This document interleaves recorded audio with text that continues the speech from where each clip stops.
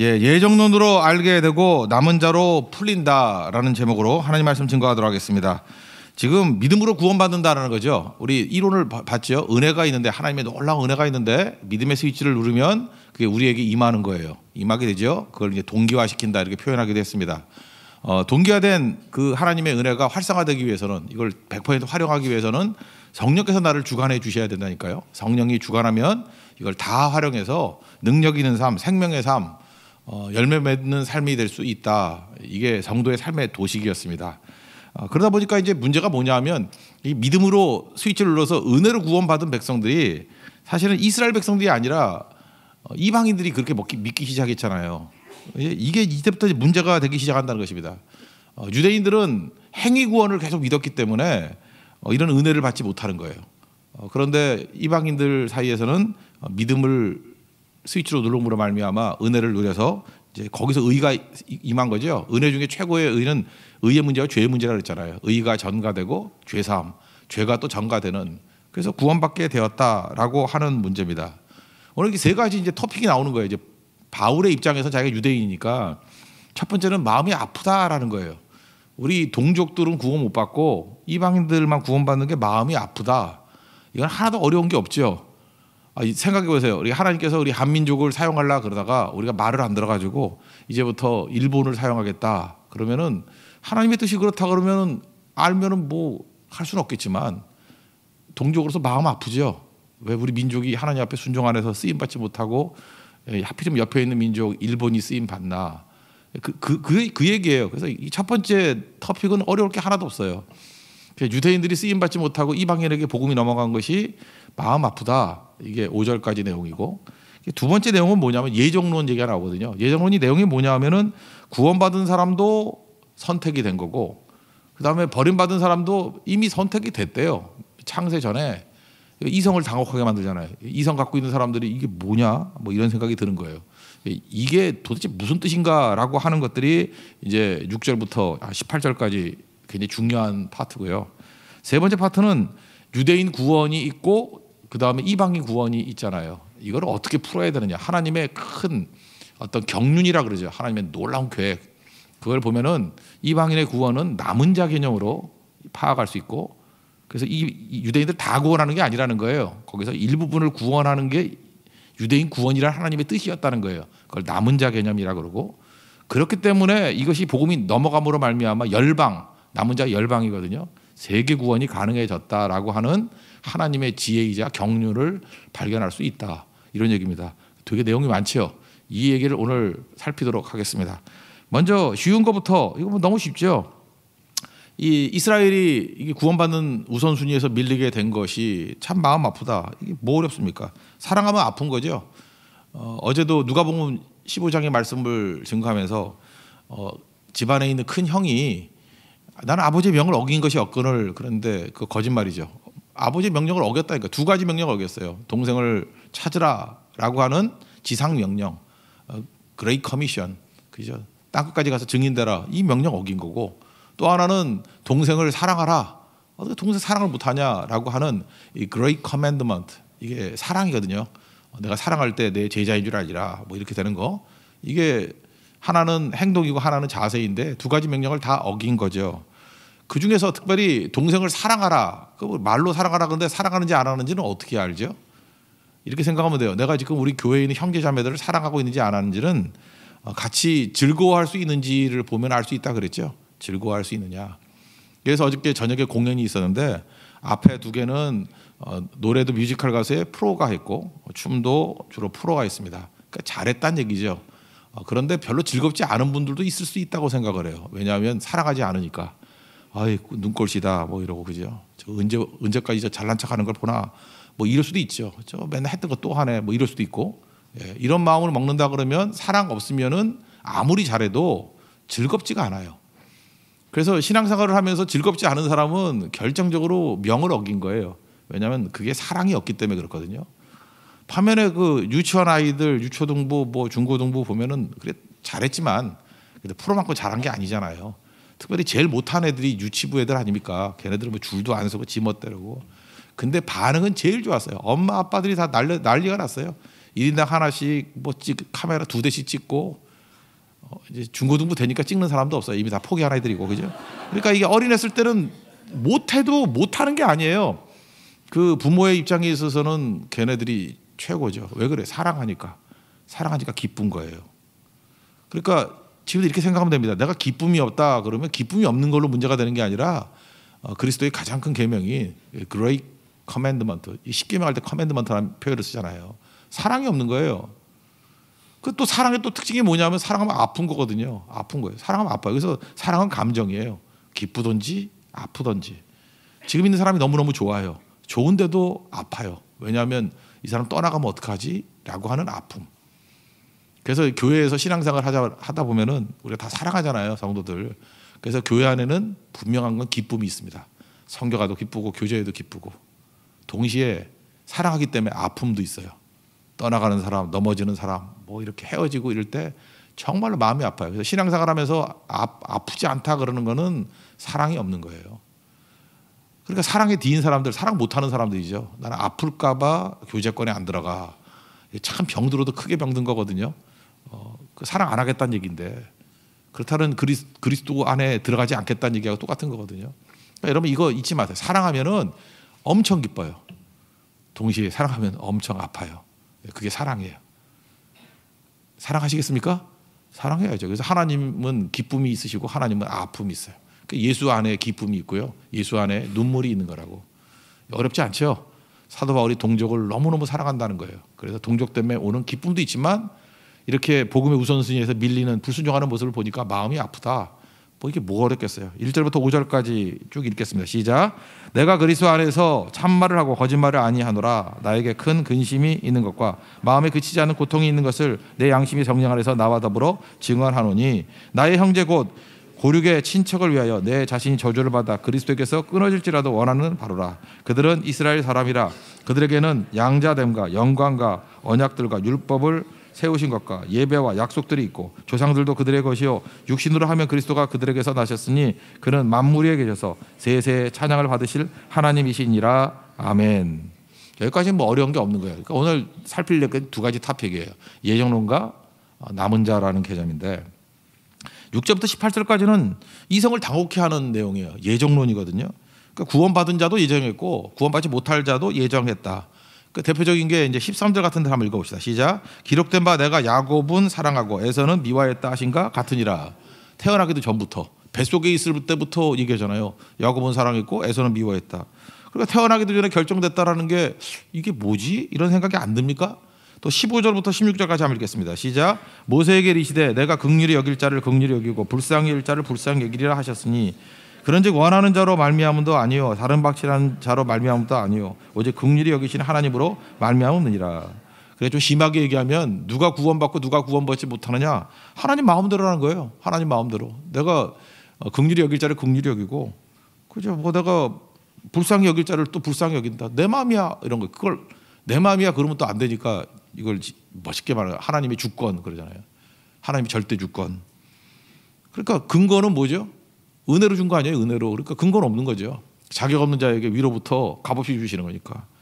그렇다 그러면 우리 이성을 갖고 있는 인간들은요 납득이 안 돼요. 납득이 안 돼서 뭔가 이렇게 오래 믿은 사람들은 또 자꾸만 뭐라 그러면 또 욕 먹을까 봐 그죠? 뭔가 따지고 싶은 마음은 있는데 말은 못 하고 기분이 안 좋아요. 이거 들을 때마다 그러니까 이성을 당혹하게 만든다라는 것입니다. 그래서 저는 이거를 이렇게 생각해요. 이렇게 예정론이라는 게 성경에 있다라는 것을 보면 이거 피해가지 마십시오. 성경이 분명히 있어요. 이게 있다라는 거는 성경은 진짜 하나님의 말씀이에요. 왜 그러냐? 이거 이성에게로부터 전혀 납득이 안 되거든요. 그러니까 믿지 않는 사람 전도할 때 설득하거나 전도하는데 도무지 도움이 안 돼요. 제가 볼 때 설득하거나 전도하는데 도무지 도움 안 되는 두 가지가 있어. 예수님의 동정녀 탄생. 그 다음에 또 하나가 이거예요. 예정론 같은 거. 이거 없이도 얼마든지 전도할 수 있고 기독교 신앙을 다 설명할 수 있을 것 같은데 이런 거 넣어놨어요. 그 얘기는 뭐죠? 사람의 설득력을 주려고 일부러 넣은 거 아니라는 거예요. 사실이기 때문에. 사실인데 우리 인간의 이 지능 갖고는 잘 이해가 안 되는 부분은 그냥 사실인데 그냥 펼쳐놓은 거예요. 이해가 되든 안 되든. 그리고 나중에 성령께서 이해시켜 주시잖아요. 나중에. 그래서 주신 거예요. 이런 걸 보면서 아하 이건 인간 냄새가 안 나요. 인간이 만들었으면 이런 거 안 만들어요. 만약에 제가 만든다 그래도 이런 거 다 뺄 거예요.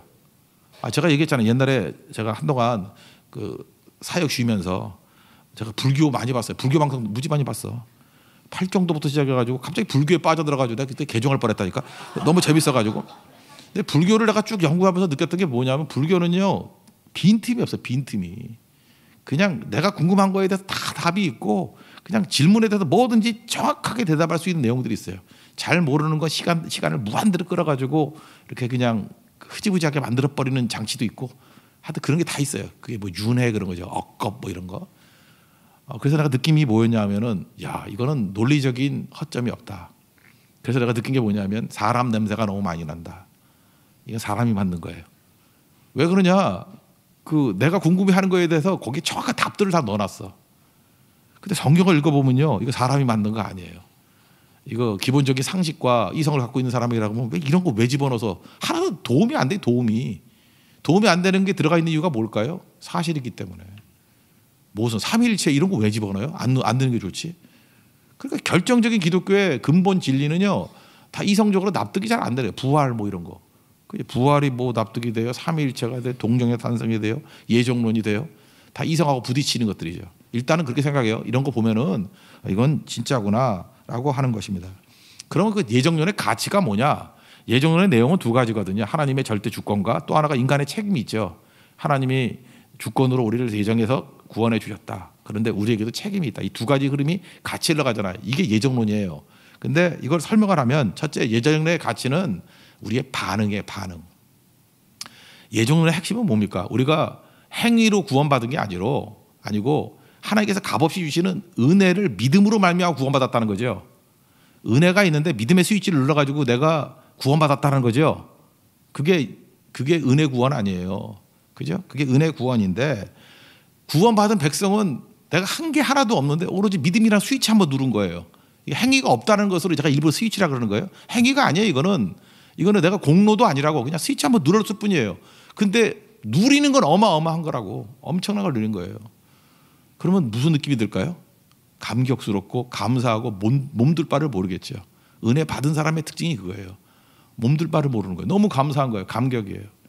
그래서 예정론에 대한 이 얘기를 들을 때 야, 내가 아무 자격도 없는데 내가 무가치한 존재인데 내가 무엇이 한데 나를 이렇게 사랑해 주셔가지고 구원해 주셨나라고 하는 감격이 있다라는 거예요. 그래서 예정론을 들을 때 기뻐하는 사람은 은혜 붙든 사람이에요. 구원받은 사람이에요. 반면에 이거 열받아하는 사람 특징이 뭐죠? 예정론 그거 뭐야? 그거 말도 안 돼. 이런 사람은 지옥 갈 놈이에요. 그 왜 그러냐면 자기가 예외적인 존재니까. 그 예정론은 중요한 게 반응이라니까. 반응. 버림받은 사람은 그게 열받는 일이죠.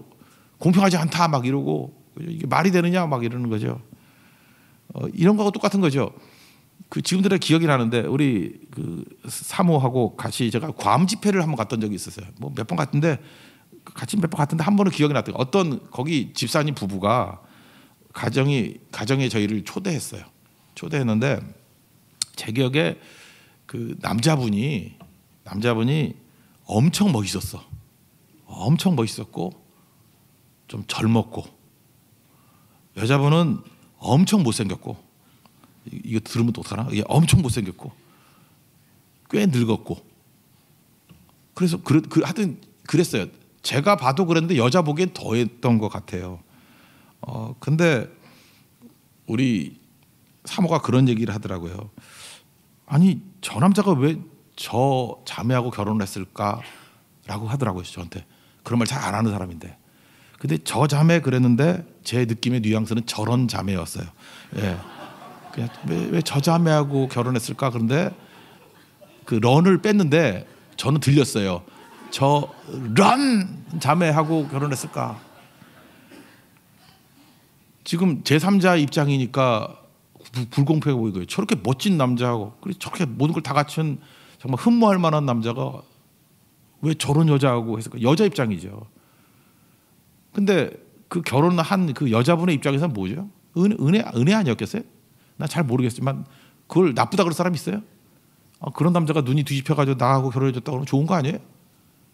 그러니까 입장에 따라서 틀린 거예요. 이게 분명히 은혜인데 받은 사람은 기쁨이고 은혜 받지 못했잖아. 저 같은 사람하고 살잖아요. 그러니까 열이 받는 거지. 그러니까 은혜가 뭔지 아시겠죠? 은혜 때문에 열 받는 사람은 은혜를 받지 못한 사람. 나 말하고 되게 슬프네 이거. 오늘 이상하게 풀리네 지금. 예. 그런 거하고 똑같은 거라고요. 우리 최근에 그런 게 있었어요. 뭐 얼마 전에 우리 교회 근처로 이사 오겠다고 뭐 그런 분들이 여러 분 계셨잖아요. 근데 집값은 잘 모르겠는데 뭐 처음에 왔을 때 한 6억짜리였던 것 같아. 뭐 좋다는 얘기가 아니라 그분의 얘기예요. 근데 그 12억이 되고 지금 뭐 18억까지 됐다고 하는 소리가 있고 그래요. 예. 나 잘 모르겠어. 하여튼 12억이라고 합시다. 얼마 전까지. 그러면 이 말이 안 되는 거잖아요. 말이 돼요? 6억짜리 집이 지금 12억이 되고 그 어떻게 지금 월급 갖고 사겠어요 그거를. 근데 말이 안 돼요. 그렇게 할 것 같아요? 그 사람한테 있었던 은혜지. 그냥 묻고만 있더라고요.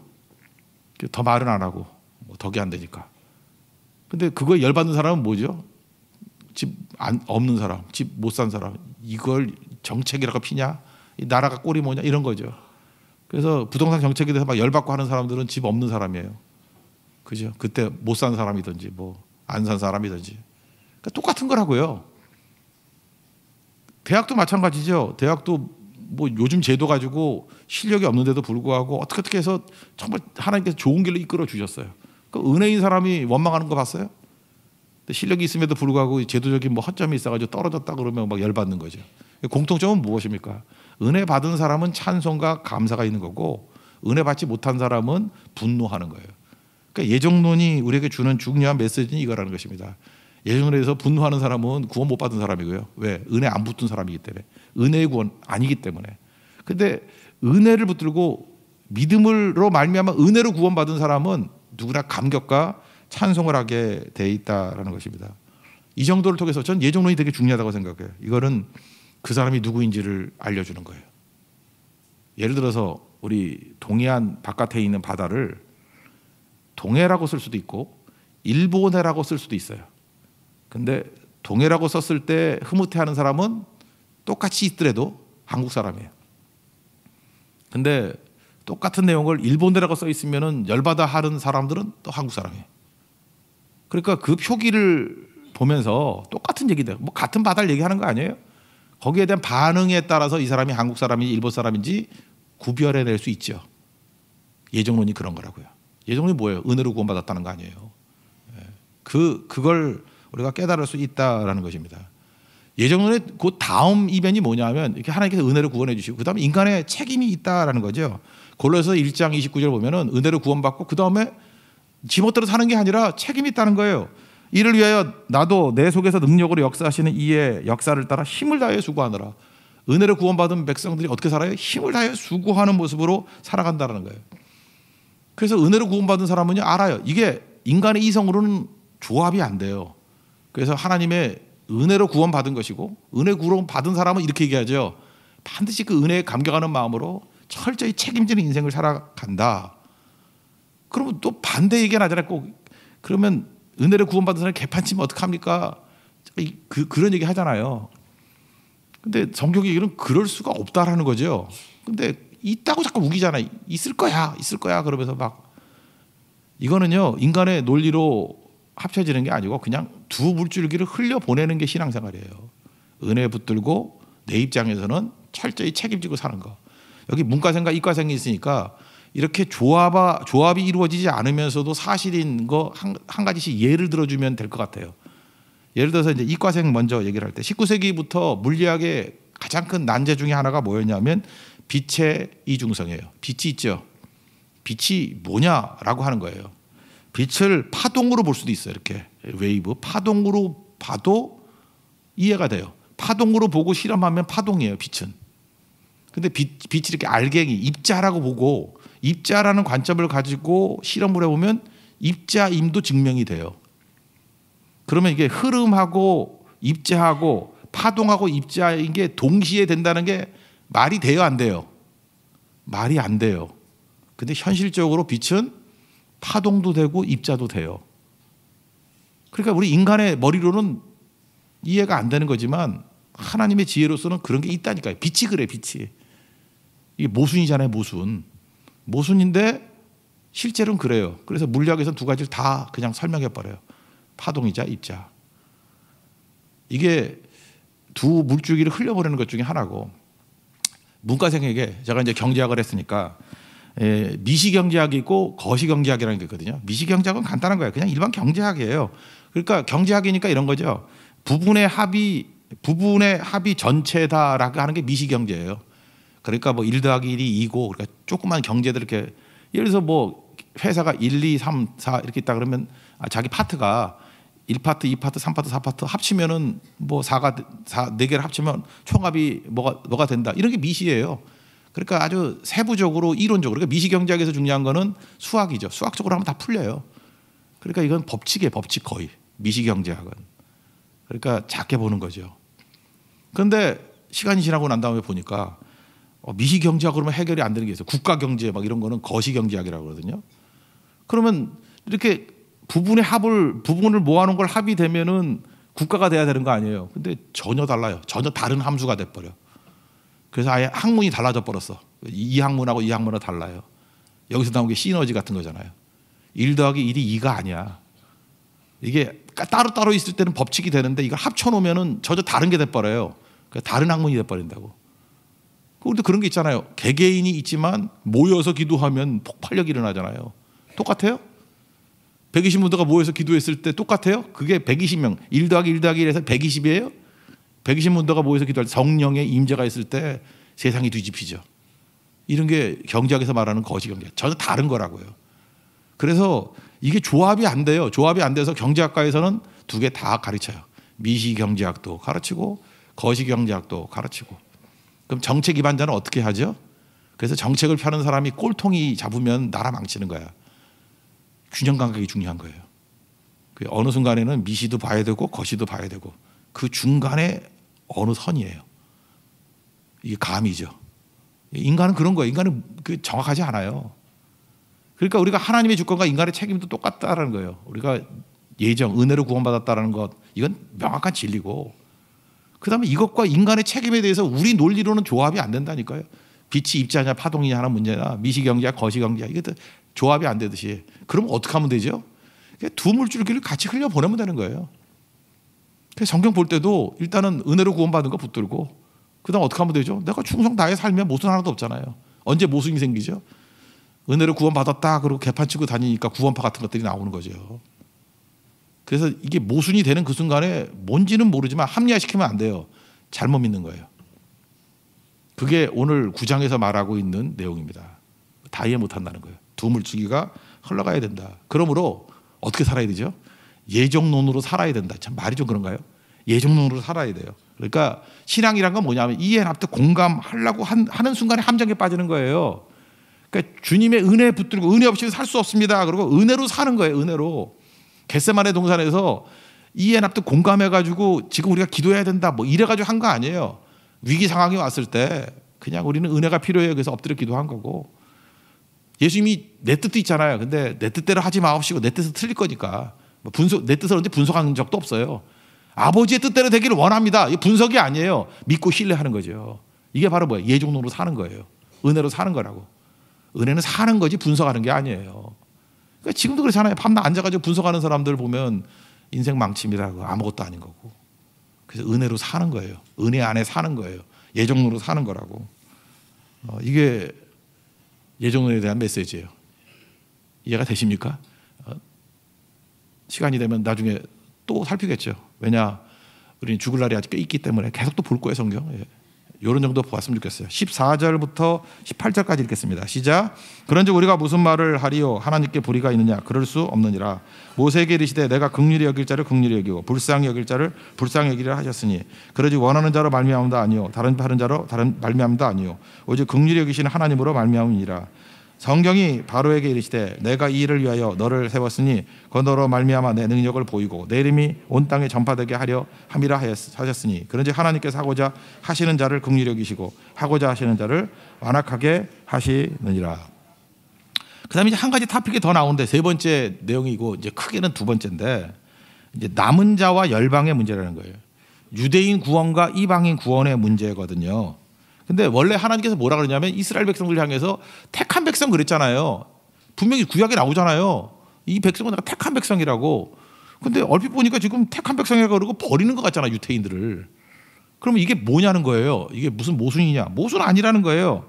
이건 하나님이 약속을 깬 것도 아니고 하나님이 거짓말장이도 아니고, 이거 이렇게만 이해하면 돼요. 하나님께서 이스라엘을 구원했다라고 할 때 이스라엘 백성 전체를 구원했다라는 얘기가 아니라는 거예요. 이스라엘 백성 중에서 여기 말하는 게 육신의 자녀가 아니라 약속의 자녀라고 표현되어 있는데 믿는 자들만 구원했다는 거예요. 그러니까 그걸 남은 자라고 표현해요. remnant. 남은 자. 그래서 구분하는 거예요. 야, 봐라. 아브라함의 후손이라고 다 구원받니? 아브라함의 아들이 있었지. 이스마엘, 그 다음에 이삭. 이스마엘은 뭐예요? 이게 육신의 자녀. 이삭은 약속의 자녀. 이거 너무 많이 분석할 필요 없어요. 그냥 믿는 자, 믿지 않는 자예요. 그러니까 아브라함의 자손이라도 믿음이란 스위치를 누른 사람만 은혜로 구원받은 거지. 그게 이삭이야. 또 그 밑에 누가 있었죠? 에서와 야곱이 있었죠. 에서와 야곱도 마찬가지예요. 하나는 약속의 자녀고 하나는 육신의 자녀예요. 믿음의 버튼을 누른 사람은 이제 구원받은 거고 아닌 거고. 그러니까 아브라함 자손들이 구원받았다고 하는 것들은 뭐냐 하면 전체를 통째로 다 구원받았다는 게 아니고 믿음으로 반응한 사람들이 구원받았다 하고 하는 얘기다라고 해서 정리해 주는 거예요. 그게 이스라엘의 구원이다. 그러면 이 이스라엘이 이게 버림받은, 남은 자들 빼놓고 나머지는 버림받은 거잖아요. 그것 때문에 나타나는 현상이 뭐냐면 열방을 향해서 문이 열렸다는 거예요. 열방, all nations, 세계를 향해서 문이 열렸다는 거예요. 그래서 다 구원받게 된다. 이 원리가 뭐하고 똑같은 거냐면 교회에서도 여러분 신앙생활 할 때 이거예요. 우리 교회 전 성도가 다 헌신했으면 좋겠죠. 우리 마음 가운데 그런 안타까움이 있어요. 그죠? 다 헌신했으면 좋겠어요. 그래서 그 말씀을 증거하는 거예요. 헌신하자, 헌신하자, 선교하자, 예배기도 선교하자. 이렇게 하면 분명한 건 안타까운 일이지만 다 헌신 안 해요. 그러면 헌신하는 사람이 남은 자예요. 수하고 관계없어요. 그리고 아닌 사람은 죄송한 얘기지만 일단은 1차적으로는 버린 거예요. 그러면 거기서 말 안 듣는 사람 붙들고 매달리지 말라는 거예요. 야, 너 이러면 지옥 가, 이러면 버림받아, 이러면 뺑뺑이 돌아, 이러면 광야에 헤매. 그러지 말고 눈을 돌려서 열방을 향해 나가라는 거예요. 버려두고. 그게 하나님 원리라는 거예요. 그러면 거기서 구원받은 많은 사람들이 나오고 그 다음에 이제 뒤에 나와요. 이제 미리 믿은 사람이 시기함으로 말미암아 또 한 번 더 챙겨. 한 번 더 챙긴다고요. 시기심으로 챙기는 거야. 내가 먼저 믿었는데 이게 왜 그러지? 내가 우리 교회 개척 멤버였는데 이게 뭐야? 이래가지고 정신 차린다는 거예요. 교만했다가 아니면 뭐 나갔다가 돌아오든지 뭐 이런 식으로. 그래서 거기서 한번 챙기고 그거 아닌 사람들은 뭐 성경형 버린 거죠. 뭐. 그러니까 하나님 원리가 그거라는 거예요. 그래서 이스라엘의 구원은 남은 자의 구원이고 나머지 복음이 어디로 갔어요? 믿지 않는 그들을 버려두고 새로운 믿는 자들 열방을 향해서 나아갔다. 그래서 남은 자와 열방이란 개념이에요. 이거는 교회에서 하는 어떤 사역의 패턴이 될 수도 있고 하나님의 큰 방식이에요. 남은 자의 구원, 다 구원받은 게 아니라요. 그래서 이게 중요한 게 뭐냐면 하나님의 약속은 일부를 통해서 이루어지는 거라는 거예요. 일부를 통해서. 그래서 네 가족이 구원받는다 그럴 때 가족 전체가 구원받는다라는 개념도 있지만 이 개념에 놓고 보면은 가족 중에 그냥 몇 사람 믿으면 그게 구원받은 거예요. 나머지는 버림받고 그 다음에 그 힘을 가지고 딴 데로 또 나가버리는 거예요.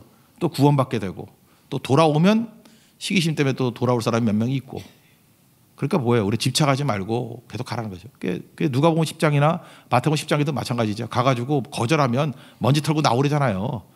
그리고 뭐 마지막 때 뭐 소돔과 고모라보다 살아남기 뭐 더 쉽겠다 뭐 이런 얘기도 있고. 그래서 너무 집착하지 말고 우리는 그냥 떨치면서 계속 가는 거예요. 계속 복음 증거하면서. 그럼 계속 남은 자들은 나올 것이고 우린 열방에서 나아가는 거. 이게 지금 로마서 9장에 보이는 하나님의 원리자 하나님 백성들이 걸어가야 될 길이라는 것입니다. 그래서 호세아 선지자를 통해서 호세아는 그 음란한 여인 고멜 얘기를 하잖아요. 그때 남은 자들 이스라엘의 남은 자도 있고 또 바깥의 남은 자들도 있고 그 자녀들 얘기가 쭉 나오고 이사야에서도 마찬가지. 이사야도 여기 이사야에서 10장의 얘기를 인용했어요. 지금 성경을 보면은 인용을 하고 이사야의 아들 자체가 스알 야숲인데 이름의 뜻이 뭐냐 하면 남은 자가 돌아올 것이다 그런 뜻이에요. 그래서 이사야 선지자에서 제일 중요한 개념이 뭐냐? 남은 자의 신학. 그러니까 남은 자의 신학이 뭐냐 그러면 이렇게 생각하면 돼요. 일부를 통해서 하나님이 약속이 이루어진 거로 치는 거예요. 그러니까 이스라엘이 구원받는다 그럴 때 일부가 믿고 구원받으면 구원받았다라는 것이 이루어진 거예요. 그게 남은 자 신학이에요. 그리고 나머지를 어떻게 합니까? 그러면 뭘 어떻게 버리고 가는 거지? 그거예요. 하나님의 신학이. 그래서 열방으로 가는 거예요. 그래서 나중에 뒤에 보면 그런 얘기가 나와요. 그래서 우리의 불순종하는 것 때문에 이방이 유익을 얻느냐? 예, 그래요. 하나님께서 우리의 불순종조차도 하나님의 놀라운 일들을 위해서 사용하신다는 것입니다. 11장 이제 탈필 거지만 4절 5절을 보니까 한번 넘겨보세요. 11장 4절 5절 다 가시겠습니다. 시작. 그에게 하신 대답이 무엇이냐? 내가 나를 위하여 바알에게 무릎을 꿇지 아니한 사람 7,000명을 남겨두었다 하셨으니 그런즉 이와 같이 지금도 은혜로 택하심을 따라 남은 자가 있느니라. 봤죠? 은혜로 택하심을 받은 자가 뭐라고요? 남은 자. 그래서 이스라엘 백성들의 그 흐름들이 있죠. 구원받은 그 이스라엘의 아브라함의 후손들 가운데 그 믿음으로 구원받은 백성들을 남은 자라고 표현하기도 하고 또 여기서 뭐라고 표현했어요? 약속의 자녀라고 표현한 거예요. 약속의 자녀. 그래서 남은 자 신학이 있기 때문에 남은 자 신학의 반대쪽 개념이 뭐냐면 열방 신학이에요. 여긴 남은 거고 그래서 나머지 힘이 어디로 가요? 열방을 향해 나아가요. 사도 바울도 마찬가지죠. 유대인들에게 처음에 복음을 증거했어요. 그래서 믿는 사람도 있었지만 많은 사람이 거절했어요. 그때 사도 바울이 뭐라 그래요? 내가 이제는 너희들을 버려두고 이방을 향해서 나아가겠다. 나는 이방인을 위한 사도가 되겠다. 그리고 나가잖아요. 그게 딱 이 남은 자 신학이에요. 너희들이 불순종해? 그러면 믿는 자, 남은 자 빼놓고는 버려두고 새로운 곳을 향해서 나아간다.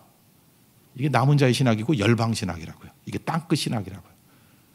이게 하나님의 원리입니다. 그러므로 이건 원리이자 우리에게는 어떤 삶의 패턴이 돼야 돼요. 교회가 이렇게 해야 된다는 거예요.